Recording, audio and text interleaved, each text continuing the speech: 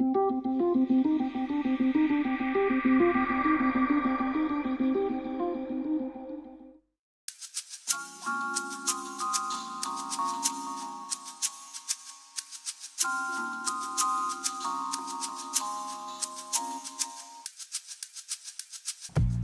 sur son X.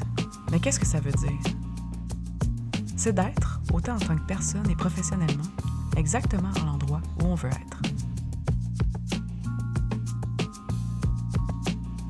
Cette année, on a rencontré les entrepreneurs de la région de Bromont.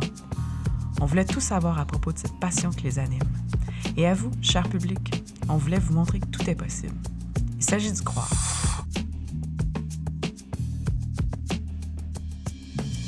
On les a rencontrés et maintenant, on les fait se rencontrer entre eux. Le but est simple. On tente d'agrandir cette bulle d'énergie positive, susciter les grandes rencontres et pourquoi pas, les grandes idées.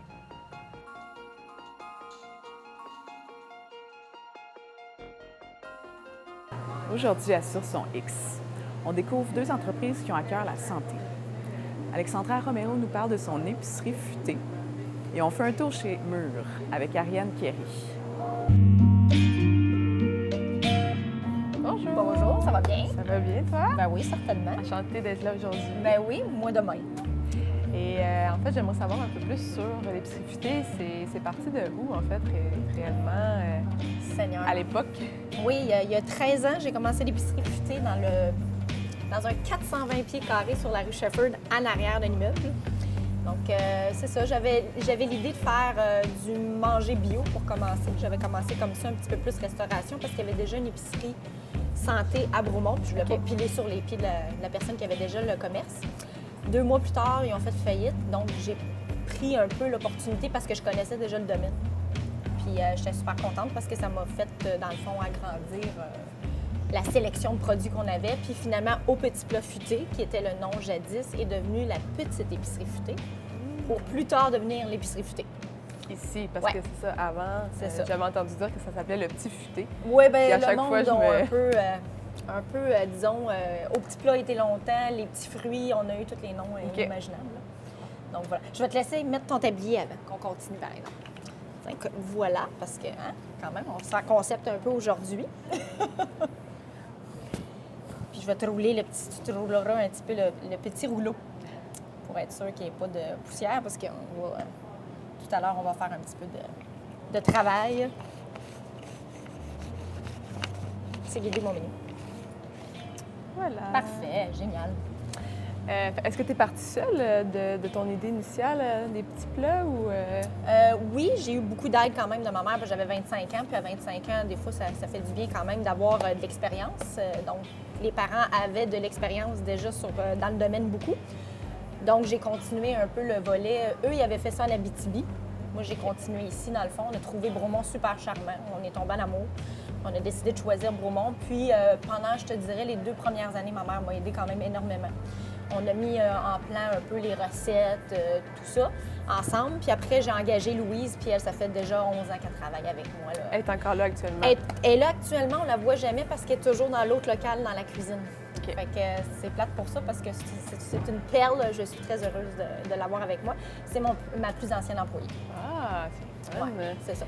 Puis est-ce que, en fait, quand tu dis on a commencé en Abitibi, toi, tu viens de là?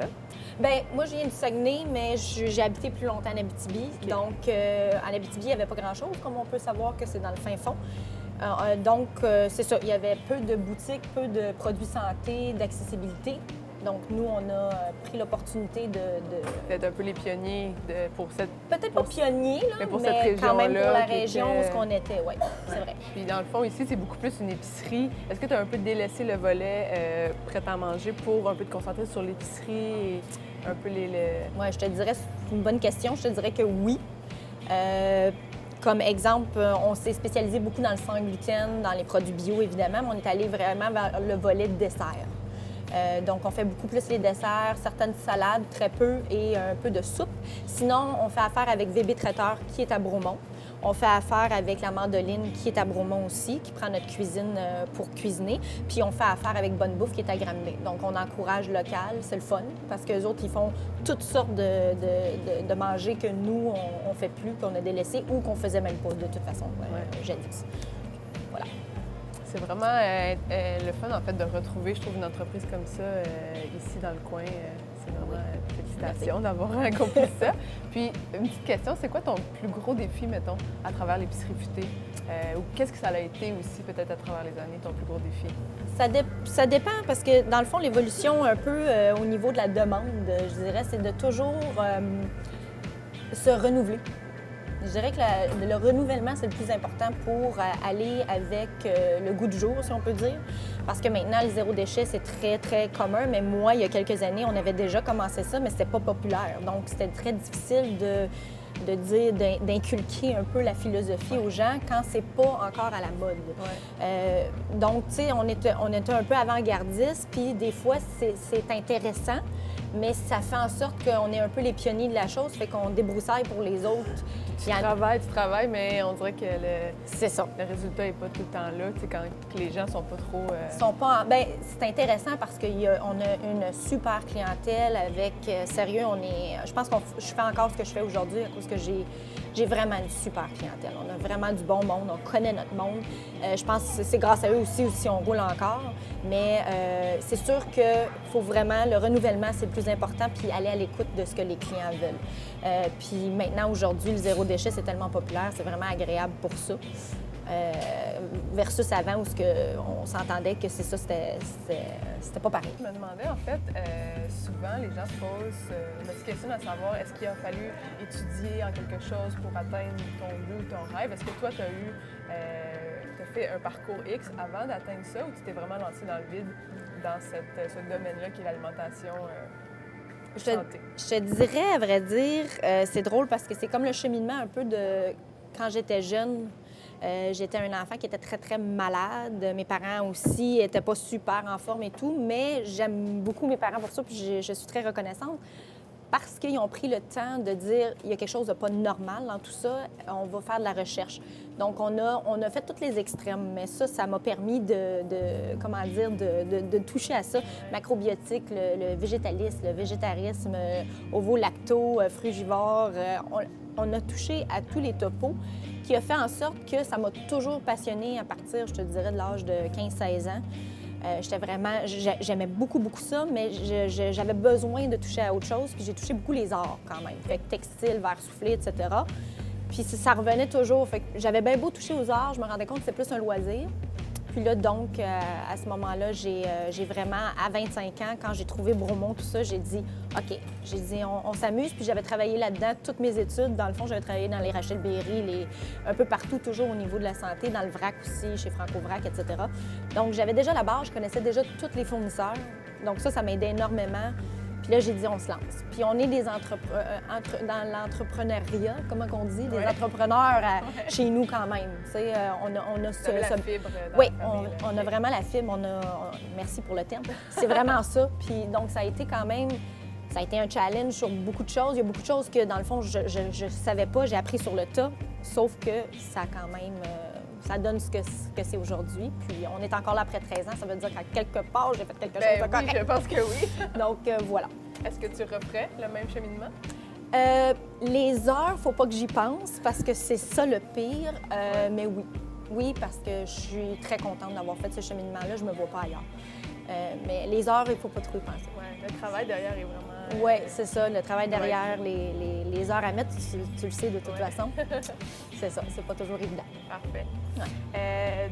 Puis là, dans le fond, je voulais ouvrir le volet un peu. C'est quoi ta journée type à l'épicerie futée? Oui. Si t'en as une journée type. Bien, écoute, c'est sûr que moi, ma journée type versus, mettons, les employés, ça va différer. Mais ici, on est des vraies abeilles. On bouge tout le temps. Il y a toujours quelque chose qui se passe, des commandes qui arrivent. Donc, là, aujourd'hui, j'avais pensé de te faire placer des beaux petits sacs, évidemment, réutilisables. Oui. Si ça te tente. Ben oui. Parce que c'est toujours le foutoir dans la tablette. Pas très compliqué. Moi, j'ai tendance à mettre les compagnies ensemble. Puis c'est ça. Dans le fond, on fait du plaçage, l'étiquetage sans arrêt, puis on trie les fruits et légumes, on met ça beau. Donc, c'est un peu... Puis moi, ma journée type, c'est de faire des commandes, la comptabilité, etc. Mais ça, c'est d'autres choses. Ouais. Fait que voilà. Puis là, bien, dans le fond, je mets toujours les compagnies ensemble le plus possible pour que les gens puissent choisir par compagnie. Puis après ça, ils voient... De toute façon, après, je te dirais, une journée, on le refait au cours. Oui. Est-ce que c'est difficile pour toi pas de trouver, parce que je pense qu'il y a beaucoup de compagnies locales, mais d'être concurrentiel dans les prix puis que les gens fassent ce choix-là, malgré le fait que... La concurrence, je pense que ça, sérieux, je suis très ouverte avec mes clients dans le sens du terme où on me parle des prix, je réajuste. J'ai toujours, je te dirais, ça, c'est quelque chose que j'ai à cœur, là, que ça soit que le bio, que la santé soit pas à un prix effrayant. Puis pas parce que je suis petite en tant que commerce que j'ai besoin de booster les prix. Je veux vraiment être juste envers le client, donc je m'arrange toujours pour que ça soit raisonnable. Donc, je compétitionne très bien avec les gros, je dirais. C'est sûr que je fais pas de circulaire, mais c'est ça que je dis aux gens. Magasiner circulaire, puis le reste, vous savez où venir si jamais il y a quelque chose. Puis on a des gros spéciaux quand même dans les 1 kg, dans le vrac, etc., que ça, personne jusqu'à maintenant est capable d'accoter comme ça, là. Souvent, c'est ce qu'on entend, que les petites épiceries ou les épiceries fines sont toujours plus chères. Mais je pense qu'il y a un mythe, en fait, que c'est difficile d'aller comme... Je te dirais que c'est...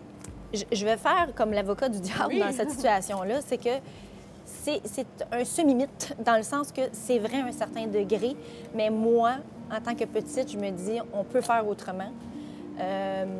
Et donc, c'est comme un peu une des missions que je me suis donnée. C'est de dire, c'est pas parce qu'on est petit qu'on est obligé d'être plus cher. Il y en a qui sont très bien dans les petits que je connais. Il y en a d'autres, malheureusement, qui ont tendance à... Mais en même temps, quand on sait les cotes que les gros font aussi, ils ont tendance à exagérer aussi, mais d'une autre façon. C'est juste que le client ne le sait pas parce qu'il n'est pas dans les dessous des achats, de l'épicerie, etc. Exact. Fait que voilà, c'est un peu ça pour... D'accord.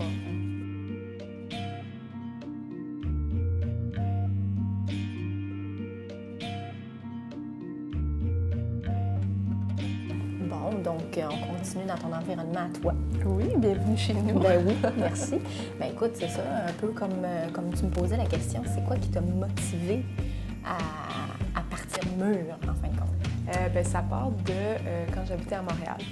J'avais fait des longues études en design de mode, en plastique et scénographie, etc.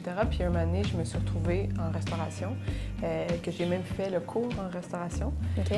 Puis ensuite, je me suis attachée à un chef en particulier, puis c'est avec lui que j'ai un peu gravité à travers quelques restaurants à Montréal, puis ça m'a donné un peu envie de travailler dans ce domaine-là, mais c'est très amour-haine, la restauration. Oui. Ça peut être très difficile. Quand j'ai décidé de déménager en région pour un autre type de qualité de vie, je voulais pas retourner en restauration comme j'avais vécu à Montréal parce que je trouvais ça trop difficile pour un mode de vie, pour quelque chose de plus simple. Je voulais aller quelque chose qui était plus sain pour moi. Ouais, physiquement, mentalement, un peu plus. Mentalement, surtout. Fait que j'ai décidé de regarder les alternatives pour un comptoir ou un café, quelque chose de plus petit, les heures d'ouverture moins intenses. Puis, dans le fond, ça s'est fait un peu d'emblée ici. J'ai approché le propriétaire du studio de yoga parce mon comptoir est à l'intérieur d'un studio de yoga. Puis ça s'est fait comme ça. De fil en aiguille, on a discuté puis on a un peu monté ce projet-là. Moi, j'avais pas vraiment d'attente. Je voulais juste offrir quelque chose à manger aux gens qui venaient à la base faire des cours. Puis ça s'est fait comme ça. Puis là, de fil en aiguille, bien, on a eu des points de vente à l'extérieur, on fait des événements, des boîtes à lunch, puis ça grossit un peu de plus en plus comme ça. Puis as-tu d'autres objectifs pour l'agrandissement de ta boutique ou qu'est-ce que tu vois comme futur? Bien, tu sais, à la base, là, c'est beaucoup, on fait des jus pressés à froid, boules d'énergie, puis un peu de nourriture. Puis là, on essaie de se concentrer plus sur les jus pressés à froid parce qu'on voit que c'est ça que les gens demandent, c'est ça qu'il n'y a pas dans le coin puis que les gens sont contents. Ouais. Exactement. Puis les gens manquent de temps le matin de s'en faire, laver l'équipement. Ça peut être long quand tu fais un jus. Fait qu'on veut vraiment se concentrer sur ça, sur les cures de jus, sur tous les bienfaits qu'il y a derrière ça. Puis peut-être de délaisser un petit peu plus la nourriture nous, puis d'aller peut-être avec d'autres partenaires pour créer des choses avec les gens qu'eux font, tu sais, une spécialité X et Y, mais de nous essayer de rester dans les jus.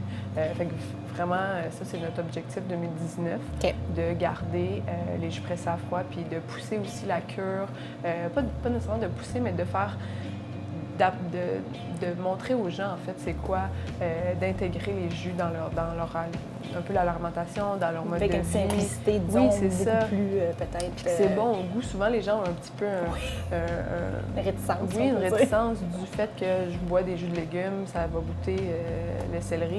Non, pas nécessairement. Ça peut être bon. Exactement. Puis il suffit de doser, de mettre un petit peu de citron, un petit peu de gingembre. C'est vraiment de faire des essais-erreurs, puis on finit par trouver de quoi de vraiment intéressant. Fait que c'est ça, en fait. La suite de mûre, c'est que physiquement, dans le fond, je vais aller à un autre endroit. Je vais m'affilier avec une fille, Chloé, en fait, de l'Archipel, qui a un restaurant vegan à Cowansville. Puis nous, on va créer ensemble un nouveau projet qui est de prêt-à-manger. Fait que là-bas, ça va être une vitrine de ce projet-là. Puis nous, dans le fond, on vise tout ce qui est les dépanneurs, les spas, les garderies. Génial. C'est vraiment d'aller ailleurs puis d'essayer d'offrir du prêt-à-manger dans les endroits où les gens ne se rendent pas. Moi, mon but, c'est vraiment pour les dépanneurs parce que je trouve qu'en région, c'est difficile quand tu as un but, donc de te rendre d'un point A à un point B, d'avoir accès à cette nourriture-là. Oui, c'est toujours de de pas la faire junk. le détour, puis de pas faire... Puis du fait que des fois, souvent, il faut s'asseoir, il faut attendre, mais des fois, on n'a pas le temps de faire ça. Non. Fait que je trouve que moi, c'est mon défi de rentrer ce type de bouffe-là dans les dépanneurs, à voir si ça va être une réussite, mais j'ai vraiment espoir que les gens vont être contents. Puis aussi, qu'est-ce que je trouvais intéressant, qui n'est vraiment pas le cas dans tous les gens qui font des jus et tout. Premièrement, ce que je trouve super intéressant, c'est que tu n'as pas de pasteurisation, tu n'as pas rien. C'est sûr que ça se conserve beaucoup moins longtemps, mais c'est vraiment, je trouve que, bien ça, c'est moi personnellement, je trouve que c'est beaucoup plus digeste. L'affaire que je trouve intéressante, pourquoi tu as décidé le format verre? Pourquoi tu as décidé de faire ça plus compliqué pour toi, mais plus éco-responsable? C'est vrai qu'en fait, à la base, quand j'ai parti la compagnie, je voulais vraiment pas aller vers des bouteilles qui se recyclaient et donc qui se recyclaient. C'est difficile le recyclage ces temps-ci de savoir exactement où vont nos produits. Fait que j'ai vraiment parti avec l'idée de la bouteille de verre puis d'aller vers la consigne, que les gens rapportaient la bouteille. Au début, je me suis demandé même si les gens allaient les rapporter, parce que c'est quand même un effort de plus pour la personne. Mais finalement, ça fonctionne super bien. Je suis vraiment contente d'avoir parti comme ça. Puis les gens, c'est rendu un réflexe de ramener ces bouteilles. Puis au pire, ils les accumulent, mais c'est de voir qu'ils font l'effort de les rapporter. Puis tout ici est un peu dans cette optique-là. Même les contenants en plastique pour différents produits sont compostables entièrement. Donc, on les met au compost de la ville. Les pailles aussi, tout ce qu'on utilise autre que du verre, on peut le composter. Fait que j'ai trouvé ça... Je trouve que c'était à la base, c'était l'idée première d'aller vers ça. Fait que chaque choix qu'on fait, chaque produit qu'on rentre, je veux vraiment que derrière, on fasse le plus d'efforts possible pour aller vers... pas un zéro déchet totalement, parce que pour l'instant, c'est quasi impossible, mais de vraiment garder toujours cette optique-là. Même la pulpe des fruits et légumes qu'on presse, ça, c'est à la base, c'est une grosse partie de mes déchets. Pendant longtemps, je l'ai donné à des amis qui avaient des poules, des amis qui avaient des cochons, à des amis qui utilisaient beaucoup dans leur jardin. Puis j'essaie tranquillement d'approcher une compagnie ici à Bromont qui fait de la nourriture pour animaux pour l'intégrer dans leur nourriture. Comme une ouverture? Bien, il y a une ouverture, c'est beaucoup plus complexe que je pensais. Même elle aussi, on a été surpris, oui, sur la complexité de la chose, la rigueur dans les quantités constantes. Elle a une entreprise beaucoup plus grosse que la mienne, donc il faut voir. Peut-être qu'elle va faire des produits plus limités sur un type de nourriture. Fait qu'il faut vraiment voir, mais je pense que c'est quelque chose que je garde toujours en tête pour pas... parce que ça fait beaucoup de pulpe. Donc, je veux vraiment l'utiliser parce qu'il y a encore quand même un petit peu de vitamines et minéraux, même si on en prend beaucoup pour le jus, il y a quelque chose qui reste là, dans la perte. Fait que c'est vraiment tout le temps derrière ma tête là, de continuer à aller vers ça. C'est une bonne idée, l'affaire des animaux aussi. Bravo. Oui, parce qu'eux, dans le fond, ils ont besoin un peu de cette nourriture-là. Puis c'est très bon aussi. Moi, des fois, je suis curieuse, puis je les goûte, puis c'est super bon. C'est vraiment juste la fibre qui sort, en fait. Oui, tout à fait. Puis un petit peu de vitamines. Puis, dans le fond, toi, ton cheminement, tu l'as dit tout à l'heure, sauf que je suis curieuse, des fois, on a comme quelqu'un dans notre famille ou quelqu'un qui nous a comme inspiré. As-tu quelqu'un qui t'a inspiré? Mon copain. Pardon. Oui, mon copain Patrice, dans le fond, lui, depuis que je le connais, il y a une fibre entrepreneuriale. Il est toujours à l'affût de qu'est-ce qui se passe, qu'est-ce qu'on pourrait faire, qu'est-ce qui manque à une place. Puis ça m'a comme fait un peu... j'ai un peu tombée en amour avec ce côté-là. Puis je me suis dit, mon Dieu, moi aussi, j'aurais envie de faire quelque chose. Fait que même à Montréal, j'ai pris des petits cours de partir une entreprise avec, Oui. avec une compagnie privée. On faisait vraiment une espèce d'aperçu de comment faire. Puis après, quand je suis venue ici, bien, je me suis dit, je vais me lancer. Mon copain était derrière moi pour un peu juste me soutenir Oui, mais quand même. moralement, mais vraiment, c'est vraiment lui, je pense, qui a comme un peu planté la graine de l'entreprise. Mais en même temps, tu dois l'avoir. Bien, probablement. Quand Tu sais, je pense même, qu'on on l'a l'a, jusqu'à on temps l'a de pas, voir si ça marche pas ou pas, mais je trouve que c'est intéressant. Je trouve ça challengeant, surtout. Ouais. Puis c'est bien. Ça a ses bons côtés, je trouve, une entreprise qui est challengeante. Ouais. Non, pour l'instant, là, c'est encore une petite entreprise. Tu sais, je suis moi, puis j'ai une employée vraiment temps partiel. Je trouve que c'est un bon combo, c'est une bonne manière de fonctionner à suivre pour la suite des choses, mais je trouve ça le fun, être une entrepreneur. Bon. C'est intéressant. Petite question qui me curiose parce que je le sais à peu près, mais ça fait combien de temps que tu as mûr? Ça va faire 1 an le 1er janvier. Wow! Fait que oui, ça l'a quand même bien avancé, je trouve, depuis 1 an. Au début, on était juste ici. Après, on s'est fait connaître. Les gens ont voulu en vendre dans leur propre point de vente, dont chez vous, Oui. à l'épicerie Futée. Quelques autres points de vente. Fait que je trouve que oui, ça a eu une belle évolution depuis 1 an, plus rapide que je pensais même. Du fait d'avoir un employé, même, ça m'a surpris quand j'ai vu la nécessité. Mais je trouve ça le fun. Je trouve ça vraiment le fun que les gens apprécient qu'est-ce qu'on fait Oui, ici. non, c'est trippant. Nous, on est contents. Donc aujourd'hui, je vais te faire un jus. Parfait. Dans le fond, j'ai déjà tout coupé pour toi, les légumes. Souvent, quand on les reçoit, on les lave toutes, on les coupe et on les portionne. Fait que c'est un jus de légumes qui s'appelle Joanne. Génial. Alors, c'est simple. Tu pars la machine et tu presses, dans le fond, les ingrédients un à un. Parfait. Sans problème.